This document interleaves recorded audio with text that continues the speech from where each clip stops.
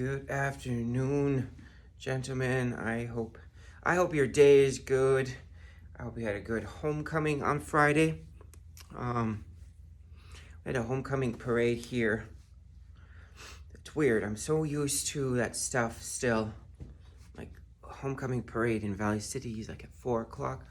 I was telling the kids how Class B homecoming. I'm gonna say Class B homecoming, even though there is no Class A, Class B in football.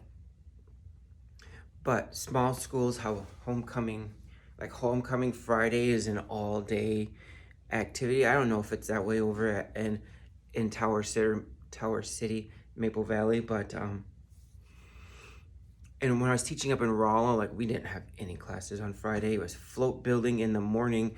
I guess you did go to fourth hour, just because fourth hour, like half the school went to lunch, and first half of fourth hour, and then the other half of fourth hour is the other group. So I guess that's kind of why we had fourth hour.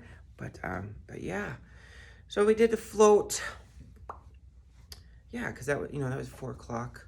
So, but anyways, it's so interesting when I pull up to the school. My classroom's way on the west end of the school building, but when you drive by, I wonder what people think when they see my room glowing, because so I have all those grow lights over there, and then I have that set of grow lights here. The janitor must have been here yesterday. He put to vacuum, so that's why all the chairs are up on the desk. But yeah, I've decided to do videoing a little different because I create 2 videos, and sometimes general information that I need to tell both classes gets forgotten in the one video usually. Usually the first video I do is like all the information. The second video I do is, oh, I forgot to say this. So what I've decided to do is create one video.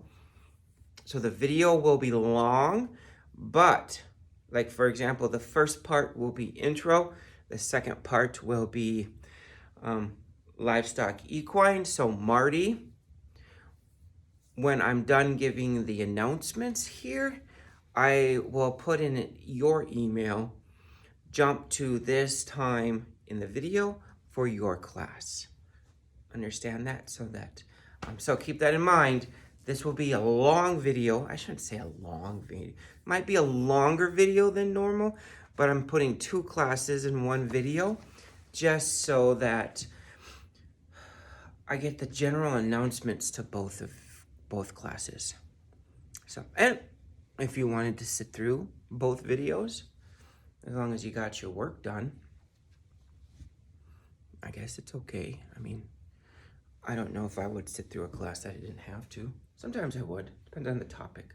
But anyways, I'm highly impressed with the janitor today. Normally when he vacuums, he creates more of a mess than he's good for. But literally everything is back. Because usually I have to put my classroom back in order, because he doesn't know how to do anything. So, but anyways, but yeah. Well, I'm gonna get going here. So the intro, kids. No, I am not gonna get going yet. FFA. I know I've mentioned before, I got Levi and Riley down as FFA members, but we do have an activity next week. It's called District Leadership. I know I've mentioned it before. I'm just going to give you some general information. If you wanted to, you only have to reply to me if you want to go. If you do not want to go, don't say anything back. Be easier. So next week we go to Wahpeton for what we call District Leadership. I know I mentioned the quiz is a 100-question multiple choice test on FFA. What I usually do here, if kids are interested in the quiz, I create like Kahoots that you can play, or Quizlets. either way, I usually do Kahoots. So I have one made because I have some kids that might be interested. So I'd share that out. Plus I would send you the learning materials. The thing about quiz, there are so many possible questions that they can pull out that I just kind of just give you questions and information that could, I mean, I don't know. So if you are interested, it's just a quiz. I'm going to be honest, I'm never disappointed in the quiz. I remember being in Rolla. We would practice. I give them study aids, but I'm going to be honest, we were known probably as the chapter that got all of the last place. Just because it's kind of one of those contests. It's kind of like study on your own, or you like kids would come to my room just to study. But so if you want, but at the same time, if you decide to go, give you this facts. We have to leave here in Valley City at 6:30 in the morning, just because it takes an hour and a half for us to get to Wahpeton. Okay, I have to pick you up at the school. You're in football, so we'd have to probably get you to Enderlin somehow. Probably take the back roads. Not the back roads, but drop you off. If you are interested, you would have to bring your football stuff with, or make sure someone you trust will bring it with them, and we'll go from there. So if you are interested in the quiz contest, please let me know. Other than that, we'll get into the lesson today. So it's already 7 minutes. All right, so intro kits, Marty, I will tell you in an email where to jump to in the video. All right. Okay, so so we're talking about agronomy a little bit. We'll have your equipment ID test. When you are ready to take that test, please let me know. Please give me a day at a time, because I will make up a quiz for you or a test for you and shoot it your way. So keep that in mind. You'll have to be tested on, where's your list of crops? I just had it. I thought I just had it. I have the small animal care. Your list of equipment is somewhere. Oh, it's right here. It's on my desk.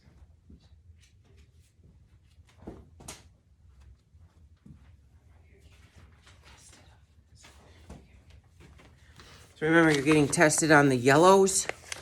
So whenever you are ready, I will send you, it's going to be, I don't know how I'm going to do that so that you might have to go either to the office or down to somewhere. I'll find out how I'm going to have you test so that you get that taken care of. All right, so today we're going to start talking about nutrients in crop. So what we're going to be talking about, I'm going to move you guys here. Hang on, you're going for a ride again.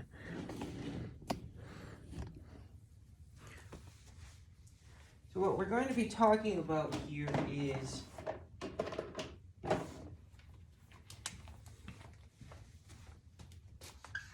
making sure you can see me. NPK. All right, so what I want you to do is stop the video. Okay.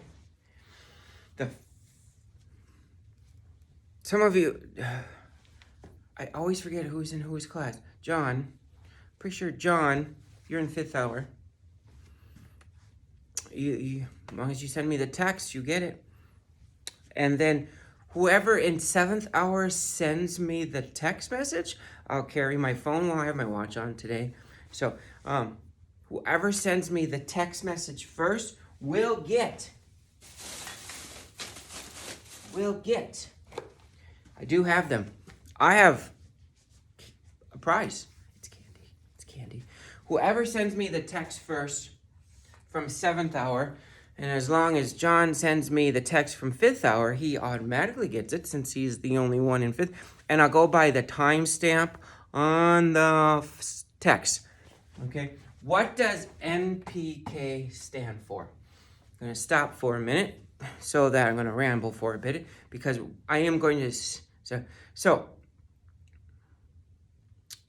send me that text, what NPK stands for, and then like stop the video and then look it up, see what it is, and then send it to me, and then you'll get your prize. So NPK. Now we're back to going NPK.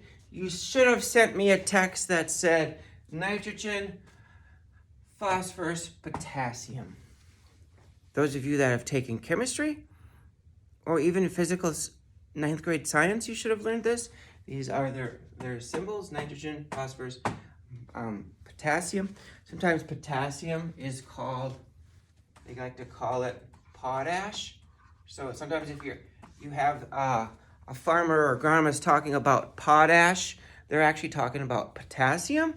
So those are the major nutrient requirements for all crops. There's major and there's minor. We don't really get into the minor so much, but we get into the major ones, especially in this class. So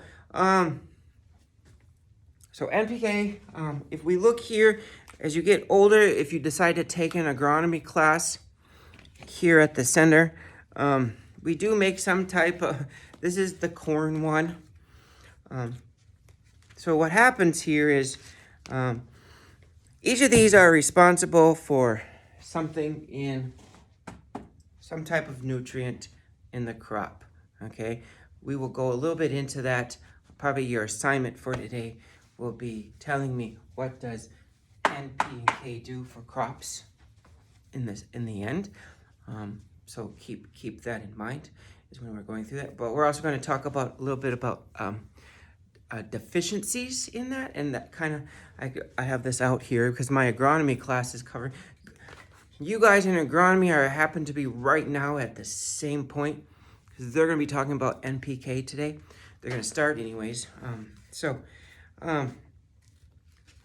They get into what it does for the crop, but they also get what happens when it's deficient. So, for example, this is phosphorus. When it's deficient, gets this purple edge on a corn plant. This one should be nitrogen. Yeah, oh crud, it's falling off. This is nitrogen because of the yellow, and then should be one more. Oh, that's phosphorus. What's this one? And this is potassium. Gets this brown, like burnt edge on a corn. So we're gonna do it a little different just because these take up space here, and I need to get rid of space. And I need space. I shouldn't say I need to get rid of space. I need to create more space. So NPK. So what happens here is, now I'm going to jump you over to this table. Okay, so what happens here is NPK. For example, I have some crops here, and I just have general information. Most corn, when you plant most corn, it varies. This is the ratio, because that's what it is a ratio. Like if you wanted to figure, like this is what's needed to have a good crop of corn, soybeans, wheat, and barley. So what happens here is, now you're not going to apply this much because this is kind of a weight. First thing that you have to do before you can apply fertilizer is do a soil test. Either you can do the soil test as a farmer. Most people have an agronomist come out and do the soil test. So what that soil test does, it's going to come back and it's going to tell you what is already in the soil. So if it comes back, and I'm going to do my NPK again. Looks like, yeah, you can see that kind of here. Gotta get a different marker. This one's dried up. I'm not a basketball player. I totally just missing. The basket's like less than 5 feet away. So NPK, here we go. Good marker. All right. So you take a soil test, and it comes back. in your soil that there's already 100.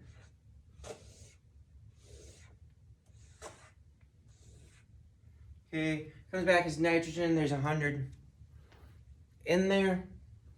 Phosphorus comes back as 45, and then potassium comes back as 30. Okay, so to figure your mixture, it's a simple math equation, okay? So we're going to take 120 minus, so that's going to, I'm going to write this in a different color. 120 minus 100, that gives me 20. Okay, 45 minus 45 is 0. This thing, I do not need to add any phosphorus to this soil, this field. There is already enough phosphorus in the soil so that it doesn't need to happen. 35. Okay, so what I'm going to do then is go to the elevator, wherever you buy your fertilizer from, your grain co-op, wherever. You're going to tell them you need 20.05. They'll mix that for you. Okay? So what this means is for every 100 pounds, 20 of it is going to be nitrogen, 5 of it is going to be potassium. You're probably thinking, but that doesn't equal 100 pounds. You gotta remember, there's water, there's other micro that needs to be added into that to equal that 100 pounds. But remember, these are the major, and that's all I focus on right now is the major. So you're gonna do that, and then, so this is for every 100 pounds, and usually that's about an acre. So you're gonna determine how much you're gonna need. So after that, so very simple. For you guys, I just make you figure the ratio. If you were in agronomy class, they're gonna have to actually figure how much to apply to the whole field, and then how much it's gonna cost them, because we do it a little different. So what I would like you to do today, okay, I'm gonna do a better angle with this so that you can see. Can you see this better? So what I'm gonna do today, and I'll also put it in an email, you're going to tell me what nitrogen, phosphorus, and potassium does. I don't want the deficiencies. I want what it does for the plant. So you got to look that up. Then I want you to figure the ratio here of the remaining. So you've done you're on a plant soybeans, wheat, and barley. We already did corn in your fields. All right, so soybeans comes back as 55, 40, 15. Okay, you see this in green? This is what you're going to provide me. So wheat is 100. Let's do 35. Let's do 10. Okay. Barley comes back as 60, 10, and 20. Okay. Now, okay. So what I want you to do in an email is just write soybeans and then give me the ratio of what you need to apply. All right? So there's that. And then wheat and then barley. Okay. So 2 things today. You're going to finish this and give me the ratio. You can send it in an email. Second thing is you're going to tell me what does NPK do for the soil, for the plant actually. So just look that up. Okay. Then, of course, don't forget to be the first one to text me what NPK stand for. And then you'll get your treat. Somehow I'll get it to you. All right. We'll see the intro kids in a little bit. All right, Marty, this is for you now. So Marty, we've been talking about a ruminant stomach. And so you kind of started last week making a learning aid. Eventually here, I'm going to take you for a little walk. before we go.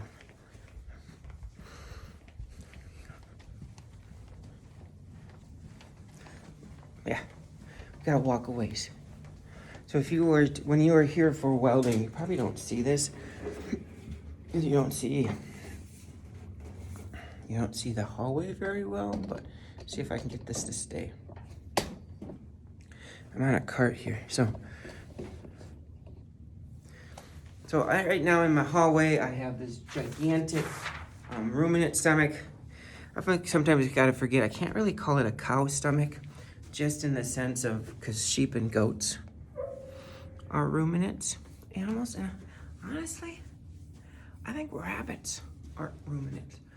I have to look that up. I think a rabbit is a ruminant animal. So, this is gonna mainly be for kids here, but you might end up getting this yet. But I don't know, we'll see. So, as you can see here, this is the ruminant stomach here. One thing to keep in mind is I often correct people, because a lot of people will call that a ruminant animal, a cow, has 4 stomachs. No, it really has 1 stomach with 4 compartments. So, that's why, but you know, if a little kid says it, I'm okay with it. But when they start getting older, you know, if like 8th grade, and 8th grade on up, since I teach them correctly that a ruminant animal has 1 stomach with 4 compartments in it. So, as you can see here, food comes down the esophagus and then it just hits into the rumen right away. Okay, so this is kind of where, like when a cow eats or a sheep eats or a goat eat, it just tears and swallows, tears and swallows, tears and swallows. It does not chew when it's out grazing in the pasture. Okay, so yes, if you give a cow some grain and stuff, you see them crunching on it, but they're really just chewing and like a quick chew and swallow. So what's going to happen here, it's going to sit in the stomach for a while. So when the cow relaxes, it's going to regurgitate it. So then it starts to chew its cud. Okay, that's when it's chewing, is its food. It's going to regurgitate it up, chew it, and then what happens here is then it goes through, once it's done chewing, it will go into the reticulum, then it goes into the omasum, and then what happens is actually goes into the abomasum, and a lot of times the abomasum is actually called the true stomach, so it acts like our stomach, where it does a lot of the absorbing, and then any of the byproducts or the waste will go into the intestines, large intestines, and then the cow just poops it out. So, so this is kind of and believe it or not, have you ever seen a cow stomach? They're quite big. I mean, not this big, but definitely big. It's bigger than you think. It's really huge, and it's really kind of creeps me out, because we'll probably do it yet, but I will create this into, like, for example, if you ever to feel these stomachs, they feel like they just feel weird. So we create that texture. So what I want you to do now, I'm gonna go back into here. I better push this in. Someone will probably get mad.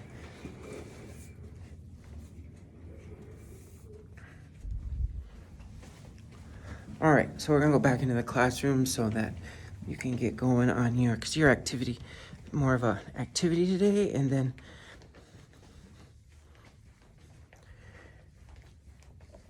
all right. So you've made this. You should have these somewhere. You have this. So what I want you to do today is you're gonna take and cut them out. You're gonna tape this on so it looks like this. Okay, so you're gonna look like this. So what I want you to do and then is underneath. So when I look at yours, you're gonna flip it up. Yes, it's gonna have all of this still. You're gonna write what the rumen does. Okay, what it does. So list all the functions of the rumen under here. You have the abomasum. Right, all the functions of the abomasum. You have the omasum right here. And then you have the reticulum right here. So what I want you to do, and I'll provide you that learning aid, that learning so that you can pull it from there. And so all right. So one other thing that we'll get into with livestock with you is some livestock judging. So I think maybe on Fridays, Thursday, Fridays, we're going to focus more on livestock judging, and that will be how I'm going to teach selection. So we'll start out with cattle, we'll move to sheep, hogs, and on that, so keep that in mind. So today, when you are done with this, I would like you to send me multiple photos of like that you completed it, or I know a text message. I think you can't send. If you can do a quick video, maybe do a quick video. Or if you have to send multiple videos, send multiple videos. So send me a video of show me this and then flip it up. Show me what you wrote. So I hope if you have any questions, Marty, just send me a text and I'll answer that. 5th hour. So 5th hour can be a little hectic for me, but I carry my phone. I'm starting to carry my phone so that you guys can text me. So other than that, I hope you have a great day. So that, yeah, I'm just babbling here. So we'll see you tomorrow.